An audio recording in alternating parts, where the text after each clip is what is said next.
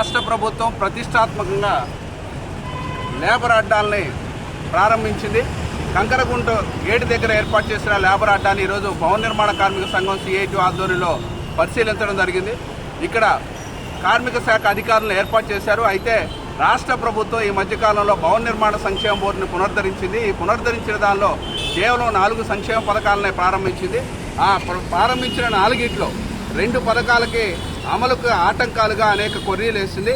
కాబట్టి తక్షణమే సహజ మరణానికి FIR తీసుకోవాలి అనే దాన్ని రద్దు చేయాలని, అదేవిధంగా మ్యారేజ్కి సంబంధించి రిజిస్ట్రేషన్ సర్టిఫికేట్ ఉండాలనే దాన్ని ఈ రెండింటిని సవరించి పథకాలు పూర్తిగా కార్మికులకు అందే విధంగా చూడాలి.